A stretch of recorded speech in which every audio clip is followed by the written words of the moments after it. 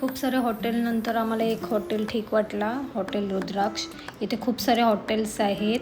1500पासून start आहे. धर्मशाला आहेत, पण तुम्हाला धर्मशालामध्ये यायचं असेल तर ऑनलाईन बुक करावं लागेल. डायरेक्ट आलात तर वेटिंग आहे, वेटिंग करावं लागते खूप. सो आम्ही आता फ्रेश होतो आहे आणि निघतो आहे. या आमच्या प्रेसिडेंट मॅडम आहेत. खास आम्ही लंडनवरनं बोलवलं आहे ना, धारणा पाटील आहेत या. कोणाला मेकअपसाठी मॉडेल वगैरे हवी असेल तर कॉन्टॅक्ट करा धारणा पाटील. चाललो आता मंदिरामध्ये फ्रेश होऊन. लेट झाला.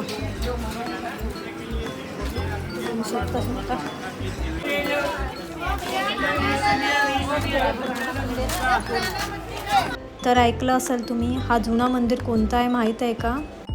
तर हा मंदिर आहे गुजरातमध्ये सौराष्ट्रमधील सोमनाथ ज्योतिर्लिंग 12 ज्योतिर्लिंगापैकी एक. तुम्ही सोमनाथला आल्यावर जुन्या मंदिराचं पण दर्शन नक्की घ्या, कारण जुनं तेच सोनं बोलतात ना, तसंच आहे ते.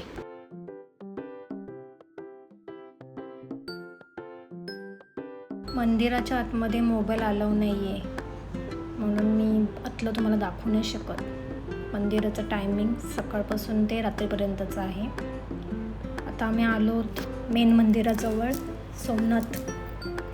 इथेही सेम तसंच, मोबाईल तुम्ही घेऊन नाही जाऊ शकत, बाहेरच ठेवावं लागतं. तिथे खूप सारे लॉकर आहेत, तुम्ही लॉकर घेऊन त्याच्यामध्ये मोबाईल पर्स ठेवू शकता. आधी होतं, पण आत्ता सगळं चेंज झालं, त्यांचे रूल्स चेंज झाले सगळे. सो तुम्हाला मी आतलं नाही दाखवू शकत. खूप छान दर्शन झालं आमचं.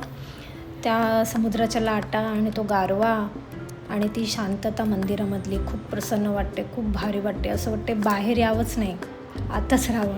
आम्ही एक सोडून 4 वेळा दर्शन घेतले. खूप म्हणजे खूप छान आहे. समुद्राच्या बाजूलाच आहे, त्यामुळे वारा खूप सुटले.